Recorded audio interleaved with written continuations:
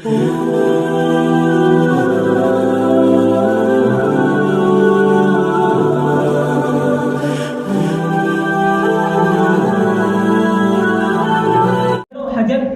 و قمر بحر و بر کے ذریعے سے عرش و فرش کو زینت بخشی، نیز حیوانات و نباتات اور جمادات کو وجود بخش کر اس کرہ ارضی کو آباد کیا۔ اور اس شعر کو مد نظر رکھتا ہوں کہ میں تو خدا سے یہ امید کروں کہ نئی امید نئی زندگی عطا کر دے، بلند ہمالے پہ میرا اب تو کوئی حوصلہ کر دے، اور قدم قدم پہ جو فانوس بن سکے میرا، میرے ساتھ اب تو کوئی ایسا قافلہ کر دے۔ اس کے بعد قرآنی آیت یا ایھا الذین آمنوا صلوا علیہ وسلموا تسلیما کے حکم کو پیش نظر رکھتے ہوئے تحفہ صلاۃ و سلام نچھاور کرتا ہوں اس نبی امی کی بارگاہ میں جو کہ مکہ مدینہ کے تاجدار، ہم غریبوں کے غم گسار، سید ابرار و خیار، آقائے نامدار، شہنشاہ ذی وقار، گلشن ہستی کے اولین، فصل بہار، رحمت للعالمین ہے۔ اور اس شعر کو بھی مد نظر رکھتا ہوں کہ ہو لاکھوں سلام اس آقا پر کہ دل لاکھوں جس نے جوڑ دیے، دنیا کو دیا پیغام سکو،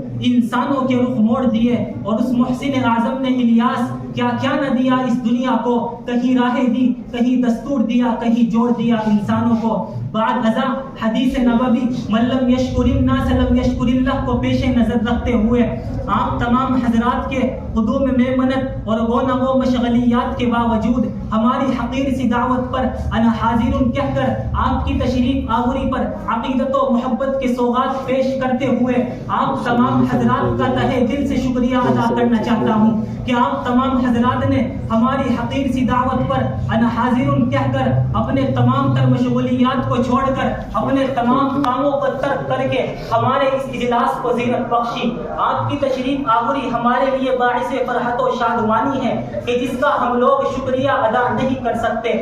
انشاءاللہ ہم اپنے اس پروگرام کو بہتر سے بہتر شکل میں آپ کے سامنے پیش کرنے کی کوشش کریں گے۔ خلاصہ یہ ہے کہ ہمیں اس پروگرام کو اختتام تک پہنچانے کے لیے آپ کی ضرورت ہے، آپ کے تعاون کی ضرورت ہے۔ آپ کے تعاون کے بغیر ہم اس اجلاس کو اختتام تک نہیں پہنچا سکتے۔ اس لیے میں آپ تمام حضرات سے امید کرتا ہوں کہ آپ تمام حضرات ہمارے ساتھ آخر تک شانے سے شانہ اور قدم سے قدم ملا کر ہمارے اس اجلاس کو کامیاب بنانے میں ہمارا ساتھ دیں گے۔ یہ میں قضا سبھی کا ہے، قدم قدم پہ ہم چلے، ہمارے ساتھ تم چلو، تمہارے ساتھ ہم چلے۔ حضرات آج کا یہ پروگرام اپنی کامیابی و کامرانی کی طرف رواں دواں ہے۔ اس وقت اللہ تبارک و تعالیٰ کا جتنا بھی شکریہ ادا کیا جائے تو کم ہے۔ اب میں بلا کسی تاخیر کے اپنے پروگرام کو شروع کرتا ہوں۔ سب سے پہلے صدر جلسے کا انتخاب کر لیا جائے، چونکہ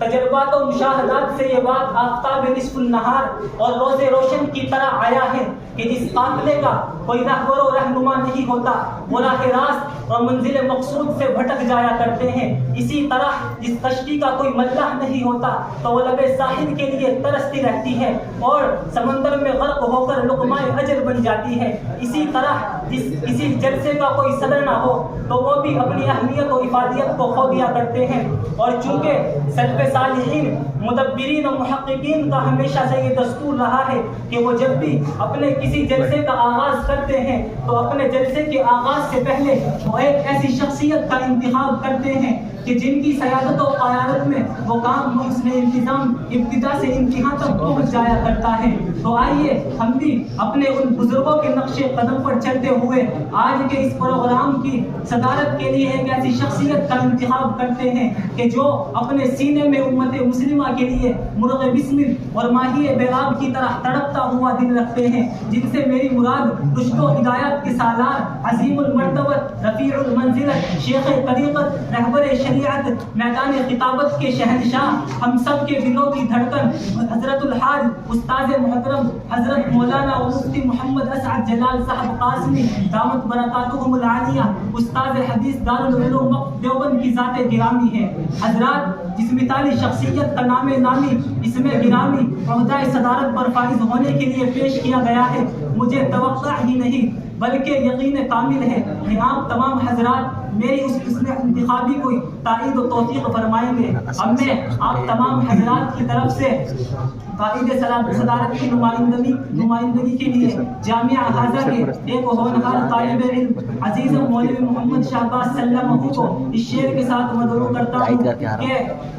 مناسب ہے کہ سب سے پہلے تحریک صدارت ہو، معاً احباب کی جانب سے تائید صدارت ہو، موصوف آئے اور اس مسئلے انتخاب کی تائید فرمائے۔